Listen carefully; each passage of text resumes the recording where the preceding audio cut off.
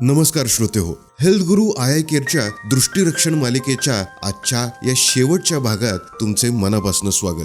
आजवर आपण डोळ्यांच्या अनेक आजारांबद्दल माहिती घेतली, पण आजचा हा भाग खास अर्पण आहे आपल्या समाजाच्या खऱ्या नायकांना, म्हणजेच आपल्या आशाताईंना.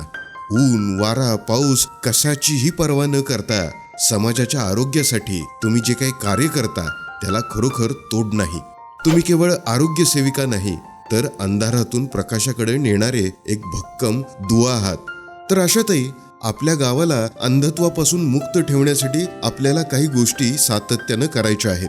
पहिलं म्हणजे यादी तयार करणं. आपल्या वस्तीतील ज्यांना कमी दिसतं किंवा जे अंध आहेत अशा व्यक्तींची अद्ययावत यादी तयार ठेवा. दुसरं म्हणजे सीबॅक फॉर्म. 30 वर्षावरील लोकांचा फॉर्म भरताना त्यांच्या डोळ्यांच्या तक्रारींकडे विशेष लक्ष द्या. तिसरं म्हणजे मुलांची काळजी. अंगणवाडी आणि शाळेतील मुलांची डोळे तपासणी वेळेवर होईल याची खात्री करा. चौथं म्हणजे शिबिरे आणि पाठपुरावा.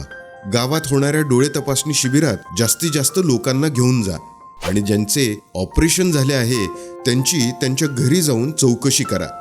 तर आशाताई, आपण सर्वांनी मिळून समाजात हे 3 नियम रुजवायचे आहेत. पहिला नियम म्हणजे डोळे नेहमी स्वच्छ पाण्याने धुवा आणि प्रत्येकाचा रुमाल किंवा टॉवेल वेगळा ठेवा. दुसरा नियम, सर्वात महत्त्वाचा, डोळ्यात मध, तूप, गुलाब पाणी किंवा कांद्याचा रस अजिबात टाकू नका.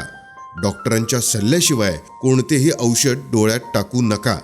तिसरा नियम, मोबाईल किंवा TV वापरताना डोळ्यांवरचा ताण कमी करण्यासाठी आम्ही पूर्वी या व्हिडिओमध्ये सांगितल्याप्रमाणे 20-20-20चा नियम नक्की पाळा.